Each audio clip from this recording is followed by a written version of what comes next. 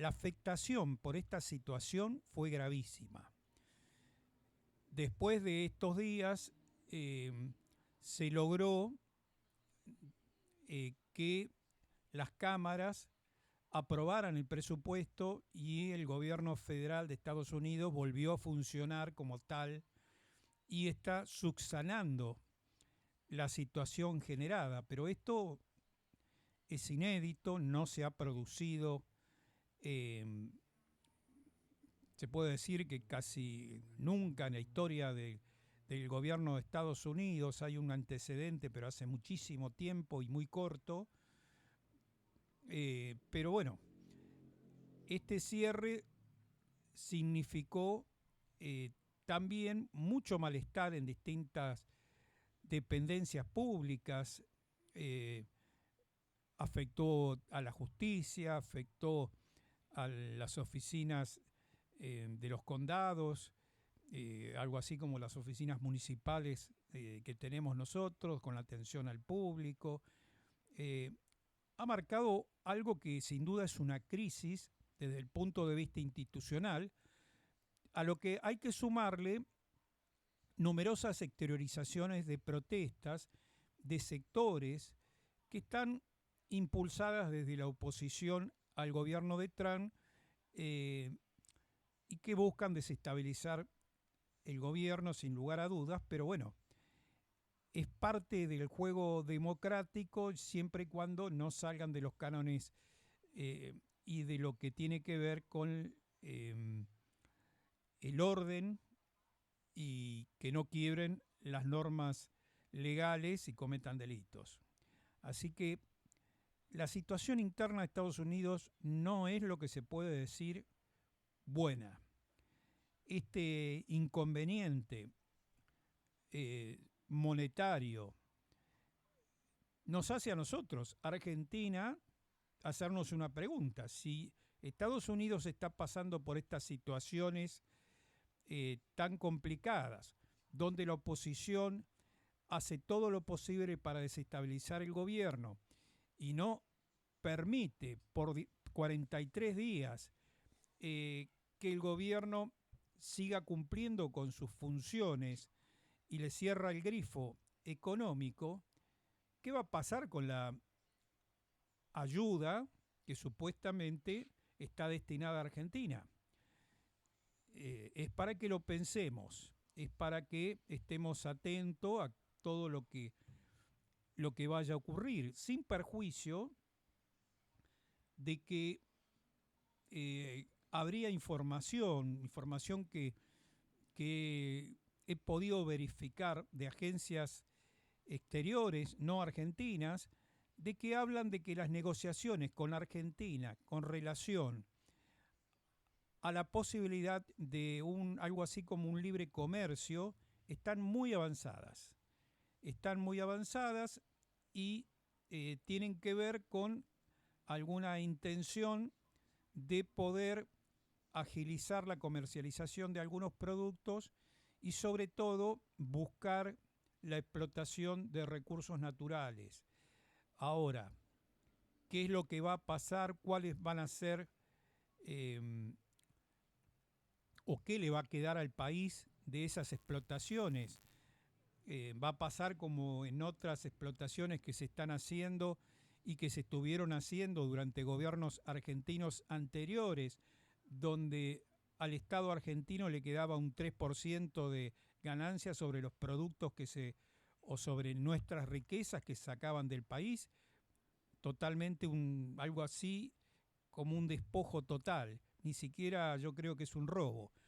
Pero esto hay que remarcarlo, el problema de nuestros recursos naturales no es una cuestión exclusiva de este gobierno, si bien este gobierno en algún aspecto pareciera querer fundamentar y fortalecerse en lograr recursos a través de la explotación de esos recursos. Hablamos de litio, hablamos del oro, hablamos de uranio, hablamos de tierras raras. Hay un montón de riquezas en nuestro suelo tan diverso que no están explotadas.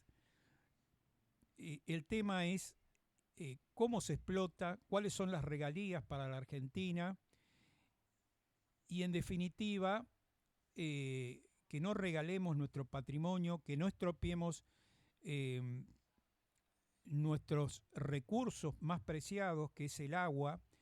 Todas las explotaciones mineras generan un gasto de agua importantísimo, pero también generan en algunos casos, como en la explotación del oro, grandes cantidades de desechos tóxicos y químicos que van a parar a distintos cursos, distintos ríos, porque se filtran a través de las cuencas, por más de que hagan piletones, normalmente eso es muy complejo de controlar y a veces muchas de las empresas extranjeras que han venido a participar y están explotando en nuestro territorio, la verdad no cuentan con el control de parte del Estado que correspondería y su explotación va en decremento de las poblaciones que viven cerca de los distintos yacimientos. En el caso particular de empresas de origen chino, sabemos que los lugares donde están trabajando normalmente hacen caso omiso a las normativas de el daño y el impacto ecológico que generan. Lo hacen en África, lo hacen en distintos puntos del Amazonas eh, y bueno, Argentina no va a ser la excepción, pero también ocurre lo mismo con empresas de origen canadiense, de origen americano eh, y de otros países que tienen vista eh, sus objetivos en explotar recursos nacionales. Depende de nuestros legisladores, de nuestros gobernantes, de que esa explotación se haga dentro de parámetros adecuados y que existan los debidos controles. Si no, es más de lo mismo. No solamente entregamos nuestros recursos, sino que ponemos en peligro a los habitantes de los parajes cercanos a los yacimientos. Por otro lado, tenemos que referirnos a, a lo que está ocurriendo en el Mar del Caribe. En el Mar del Caribe, donde Estados Unidos ha movilizado eh, embarcaciones y recientemente uno de sus principales portaaviones, que tiene la capacidad de llevar cerca de 70 aeronaves capaces de generar una destrucción total. Tomemos en cuenta que muchos de los países de Latinoamérica no llegan a tener la cantidad de aviones que tiene ese portaaviones en su interior que puede transportar. Y aparte la cantidad y la calidad del material bélico, misiles, sistemas de guía, con una precisión prácticamente de escasos centímetros o metros y capacidad destructiva para demoler estructuras como búnker, capaz de penetrar acero y hormigón en una forma muy particular y destructiva. Ahora, estamos hablando de cuál es supuestamente el motivo de que Estados Unidos haya movilizado estas unidades y un total de casi 9.000 efectivos que están en el ámbito del Mar del Caribe y algunos países de la región donde han hecho pie y donde tienen personal que está realizando maniobras y entrenando ante lo que podría decirse es un preparativo bélico. La realidad es que el origen de esto, según el gobierno de Estados Unidos, es contrarrestar el accionar del narcotráfico. Y tenemos que ser coherentes con esto. Existe una actividad de narcotráfico que se ha salido de todos los parámetros que se pueden decir normales en cuanto a una actividad delictual por parte de organizaciones, sin importar el tamaño de la organización en sí. Hoy hay grupos que son grupos paramilitares,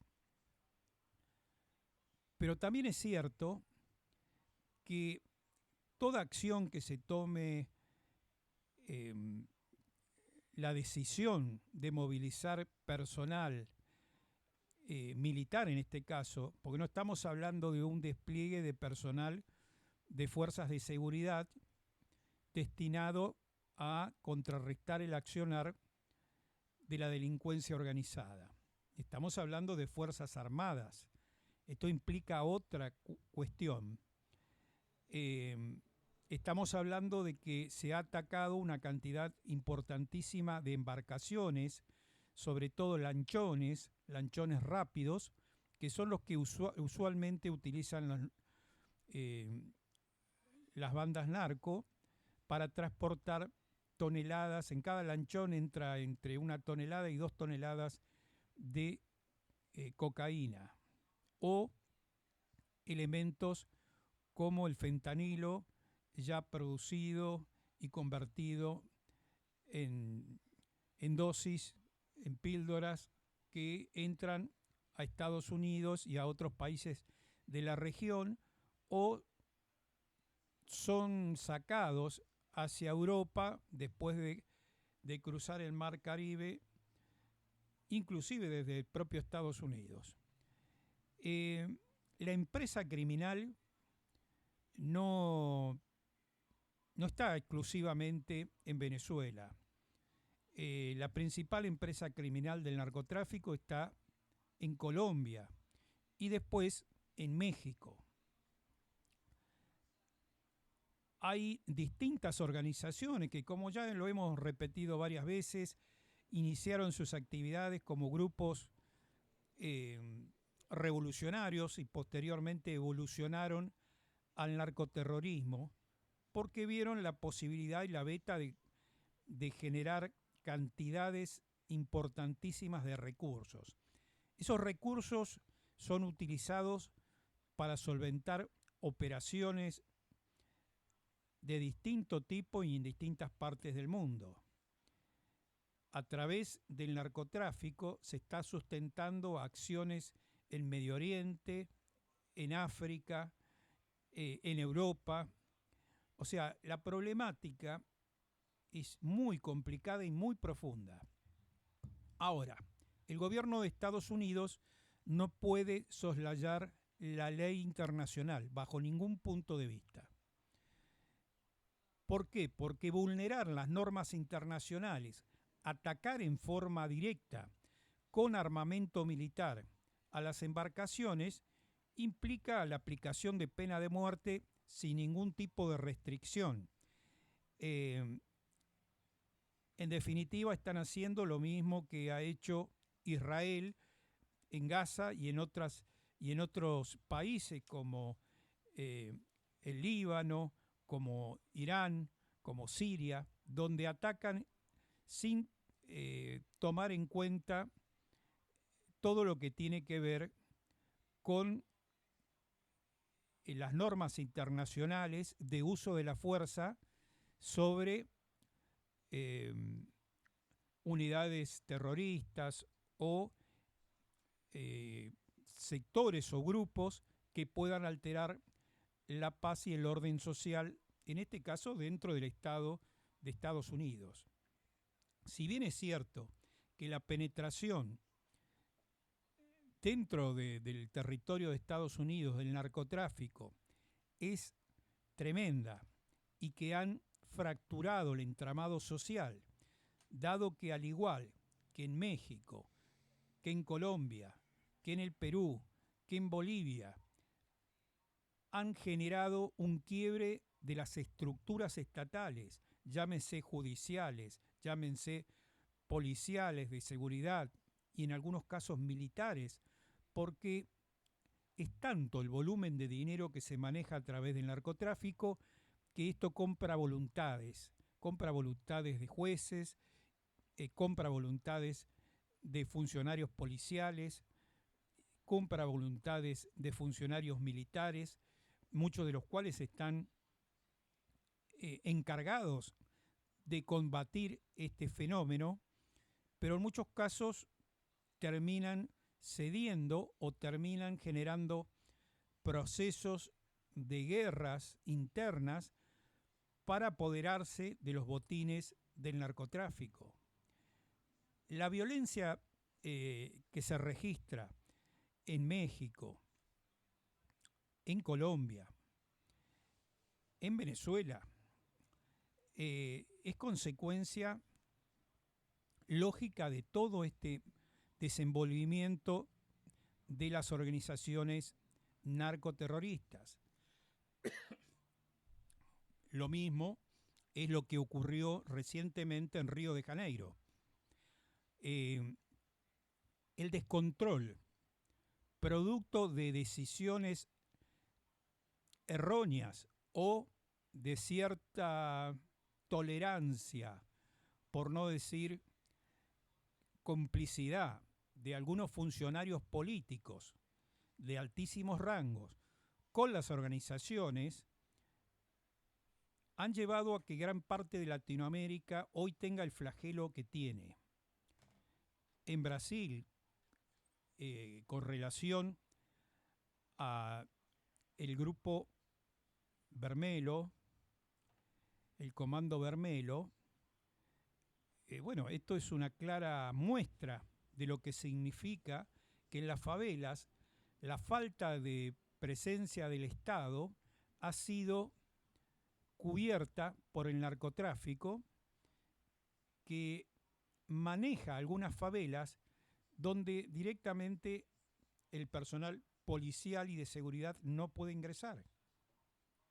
Ellos manejan el territorio, manejan la asistencia pública, les entregan a los ciudadanos la garrafa, le garantizan que tengan luz, le garantizan que tengan señal de internet, le garantizan algunas actividades barriales, inclusive les dan préstamos.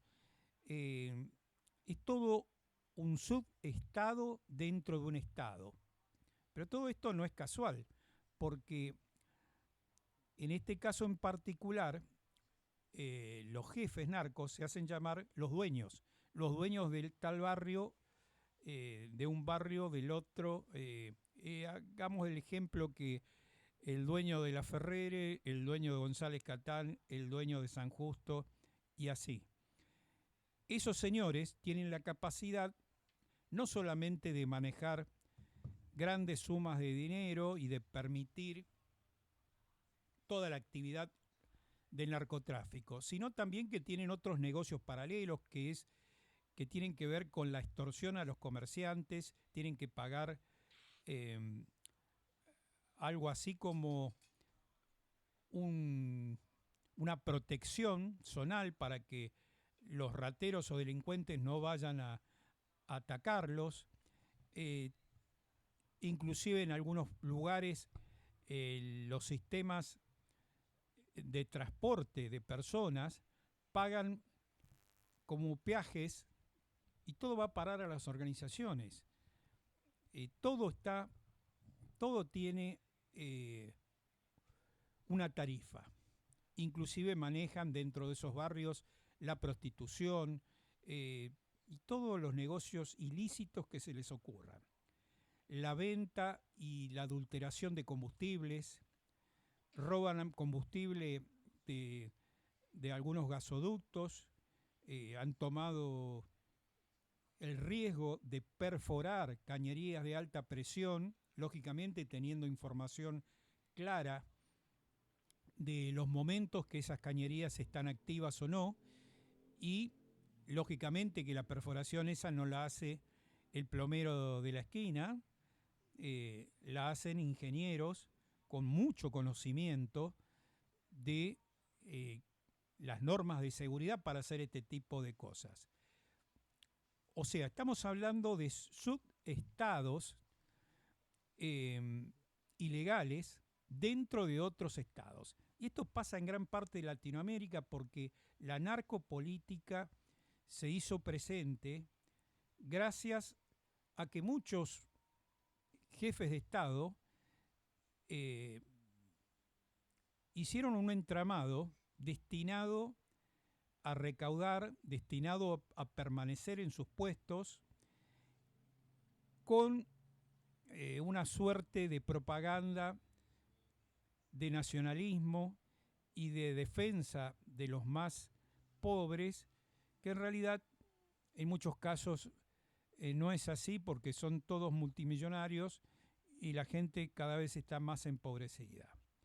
Ahora, dentro de este contexto, Estados Unidos, al ver afectada su estructura y la posibilidad de la pérdida de su hegemonía mundial, de ser el jefe, el patrón del mundo, está tratando como puede de contrarrestar eso y sabe que hoy tiene a Venezuela en una situación similar a la que en algún momento se dio con Cuba en la década del 60, donde se generó el gran conflicto que estuvo a punto de llevar al mundo a una guerra nuclear con la crisis de los misiles. En ese momento el presidente Kennedy estaba al frente de Estados Unidos y en el gobierno ruso estaba Nikita Khrushchev y ambos, a pocos minutos de que se iniciara una confrontación global y nuclear, activaron sus teléfonos rojos y llegaron a un acuerdo porque se dieron cuenta que estaban a punto de generar una destrucción mutua que no tenía vueltas. Bueno, en estos momentos estamos a un paso de eso, porque si bien Donald Trump ha pretendido incidir en la pacificación del conflicto de Ucrania, hay muchos intereses que se han encontrado y han llevado a que primero la suerte de presión que ejerció Donald Trump sobre la OTAN y la Unión Europea por no cumplir con los acuerdos que tenían sobre la inversión que deberían haber hecho en materia de defensa, cosa que el reclamo era justificado porque la realidad es que no cumplieron con los objetivos que tenían en un acuerdo. Pero también es cierto que las condiciones económicas de Europa a lo largo de las últimas décadas no han sido las mejores en distintos periodos. Eso ha generado rispideces, pero también ha generado rispideces la postura ambigua de Donald Trump con referencia a su relación con Vladimir Putin. Muchos se preguntan hasta dónde llega esa relación con Putin, que a pesar de haber hecho ambos alguna suerte de bravuconada diciendo de que, bueno, estamos en condiciones de utilizar nuestras armas nucleares, lo hizo Trump, lo hizo Putin, Putin amenazó con iniciar pruebas nucleares, después lo hizo Estados Unidos, Corea del Norte, satélite de Rusia, efectuó algunas pruebas de misiles, Putin redobló la apuesta y utilizó el misil Oresnik con capacidad de transportar múltiples ojivas nucleares y arrojó varios de estos misiles sobre el suelo ucraniano, mostrando por sí solo, por las características del misil, el daño que podía producir por la sola inercia, dado que es un misil hipersónico capaz de desarrollar velocidades de entre 17 y 18 mil kilómetros por hora. Imagínense un misil de varias toneladas, la inercia y el efecto que puede generar al momento de golpear el suelo, porque sale de la estratosfera y cae en caída libre, lógicamente direccionado hacia el objetivo a través de los sistemas de guía que tiene, pero su sola caída genera una destrucción tremenda. Ni hablar si portara las 10 ojivas nucleares para la cual tiene capacidad. Ahora han sacado otro misil, no recuerdo exactamente en estos momentos el nombre, pero sería inclusive más potente que este por el alcance, pudiendo llegar en forma directa a Estados Unidos sin escala. O sea, pudiera atacar el centro de Estados Unidos en forma directa. Estados Unidos tiene misiles con capacidades intermedias a estos dos misiles, algunos por encima del Oresnik, pero no llegan a la capacidad de este misil que han anunciado esta semana. China está como el espectador de un partido de tenis y mientras hace sus tareas para seguir desarrollando su industria bélica, para seguir avanzando sobre las economías regionales, pareciera que los deja a ambos que sigan toreando y jugando su partido, mientras ellos buscan la manera de penetrar a como dé lugar en distintas regiones, buscando el aprovechamiento de los recursos. Recordemos que China tiene 1.000.000, casi 300.000 habitantes, lo que hace que requiera de insumos, sobre todo alimentos, materias primas y muchas cosas que no produce. Entonces tiene que asegurarse a futuro y a través del crecimiento demográfico que tiene, de tener esos elementos. Si bien por detrás de China viene corriendo la India, está algunos cuantos cuerpos detrás, pero también hay que tomar en cuenta el desarrollo del Estado indio en cuanto a su tecnificación y a sus capacidades, porque la India tiene algo así como 270 millones de personas más que China. Es más grande en población. Esto hace de que toda la estructura de la hegemonía mundial está atravesada por intentos de distintos países de poder lograr por lo menos una hegemonía regional dentro de sus territorios, dentro de sus zonas de influencia, y esto sin lugar a duda va a significar más conflictos de los que ya tenemos. Un caso muy puntual es lo que está ocurriendo en África, donde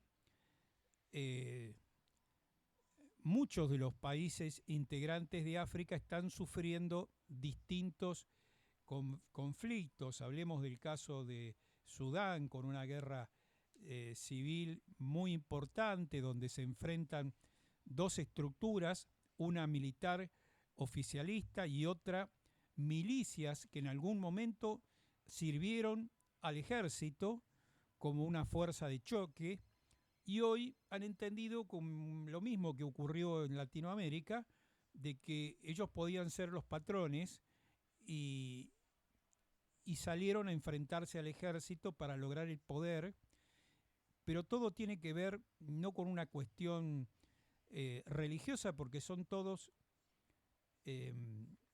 practicantes de la fe islámica, en su gran mayoría son suníes, y el problema pasa por el aprovechamiento y el apoderamiento de las riquezas del país. Hablemos de oro, hablemos de plata, hablemos de petróleo, hablemos de uranio, diamantes. Ese es el motivo de la guerra. Pero esa guerra ya ha producido más de 2.400.000 desplazados y un número aproximado, porque no hay cifras totalmente oficiales, de 200.000 muertos. Y por otro lado, dentro de ese cúmulo, un sector del país se ha producido la muerte de cerca de 7.000 cristianos. El cristianismo dentro del país es la minoría y hay sectores donde esa minoría está siendo diezmada. En algunos casos por su pertenencia religiosa, en otros casos por cuestiones meramente tribales. Es muy complejo. Dentro de esta ecuación tenemos a Rusia a través de lo que era el grupo Wagner, primero contribuyendo a que los lugareños desalojen a las fuerzas francesas colonialistas que hace ya varios centenios están en ese territorio y los han explotado durante todo ese tiempo. Lograron en gran medida hacer que las fuerzas militares francesas se retiren del lugar, pero ¿qué hicieron? Les están dando material bélico a las dos estructuras. A una las apoyan abiertamente y a las otras las apoyan en forma indirecta, pero la realidad es que están haciendo que ambas milicias se enfrenten y se maten entre ellos, mientras lo que antes era la agrupación Wagner, que ahora se llama Africa Corps, la han rebautizado para su trabajo dentro de África, se queden con el manejo de los yacimientos de todos los productos que recién les nombré. Es algo bastante significativo. Y por detrás de los rusos también están algunos grupos de China tratando de también participar de la explotación de riquezas.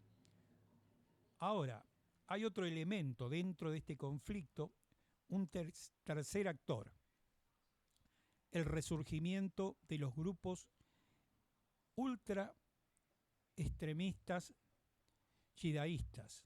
Estamos hablando, en algunos casos, de Al-Qaeda, que está a punto de hacerse cargo del gobierno de Malí, otro país chico, pero otro país del centro de África.